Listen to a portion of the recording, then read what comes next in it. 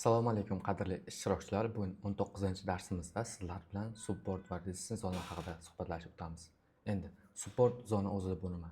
Support bu qo'llab-quvvatlash zonasi bo'lib, narx harakati bir necha marotaba o'tmishda, aytaylik 3 yoki 4 marotaba bir xil narxga kelib, yana o'sha narxda yurishni boshlagan bo'lsa, bu support zona sifatida ko'riladi. Aytaylik, narx $10 harakatda yurishni boshladi va $15 chiqdi va yana qaytib $10 tushdi va $10 dan yana yurishni boshladi. Ikkinchi marotaba ham $10 dan yurishni boshladi. Va narx yana 15 yoki $20 gacha harakatda davom ettirdi. Va yana qaytib $10 ga narx tushgan vaziyatda biz nimada fikrlashimiz mumkin? Ya'ni aksiya 2 marotaba $10 ga tushib yurishni boshlagan. Demak, 3-marotaba ham $10 kelsa narx yurishni boshlaydi degan fikrga kelamiz. Mana shunaqa kelgan fikrimiz bu zona, aytaylik $10 zonasi qo'llab-quvvatlash zonasi ekanligini bildiradi va narx shu yerdan yuqoriga harakat davom ettirishini bildiradi. Resistance bu qarama-qarshilik zonasi bo'ladi. Xuddi shuni teskarisi bo'ladi. Narx o'tmishda bir necha marotaba mana shu narxga kelib, pastga harakatni boshlagan bo'lishi kerak bo'ladi. Va bu narsani realni ko'radigan bo'lsak, mana chizmalar sifatida ko'rsatib o'tilgan. Bu yerda narx qo'llab-quvvatlash zonasi harakatni boshlagandan so'ng qarama-qarshilik zonasiga yurishni davom etadi va qarama-qarshilik zonasiga kelgandan so'ng bu pastga qarab yurishni davom ettiradi. Pastga qarab yurgandan so'ng ayni qayergacha yuradi siz? Albatta qo'llab-quvvatlash zonasigacha harakatni davom ettiradi. Qo'llab-quvvatlash zonasiga kelgandan so'ng yana tepaga qarab yurishni boshlaydi va yana qaytib qo'llab-quvvatlash zonasiga kelsa, bu yana tepaga qarab yurishni boshlaydi. Buni xuddi xonada turgan koptok harakatiga o'xshatishimiz mumkin. Aytaylik, ikkinchi etajda polda joylashgan koptok turibdi. Uni kimdir tepaga qarab tepadigan bo'lsa, u qayergacha yetib borishi mumkin? Albatta, u ikkinchi etajda patolog qismigacha, ya'ni qarama-qarshilik zonasigacha yetib borishi mumkin. Undan so'ng yana koptok tepaga qarama-qarshilik zonasiga tekkandan so'ng qayergacha harakatni davom ettiradi? Pastga qarab polgacha harakatni davom ettiradi. Polga tushgandan so'ng yana uni kimdir tepib oladigan bo'lsa, koptokda u yana ikkinchi etajda patolog qismigacha harakatni davom ettiradi va narx mana shu ketma-ketida yurishni davom ettiradi. Qachonki mana bu qarama-qarshilik yoki qo'llab-quvvatlash zonasini yorib o'tmaguncha.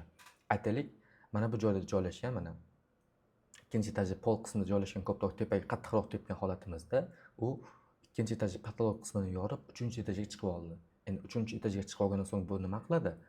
Endi bu patolog emas, endi qarama-qarshilik zonasi sifatidamiz. Endi bu qo'llab-quvvatlash zonasi harakat qiladi.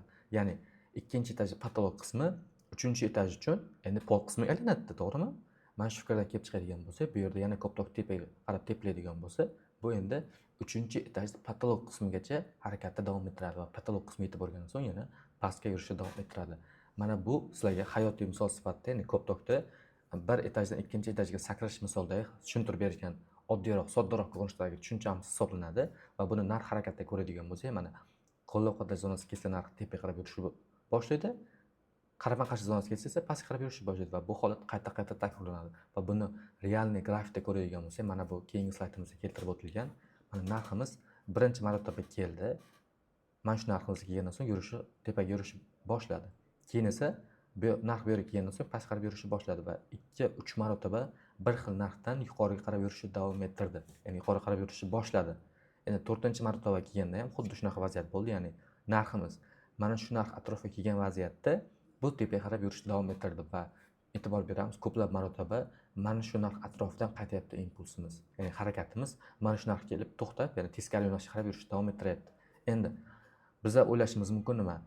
3 yoki 4 marotaba mana shu narxga kelib yuqoriga qarab yurishni boshladi. Endi nimaga 5-marotaba kelsa mana shu narxga tepaga qarab yurishni boshlamasligi kerak deb, mana shu narxga kelgan vaziyatda biz savdo qiladigan bo'lsak, keyingi qarama-qarshilik zonasigacha harakat davom ettiradi va shu joyda o'zida taxminan 15-20% atrofidagi daromadni berishi mumkin.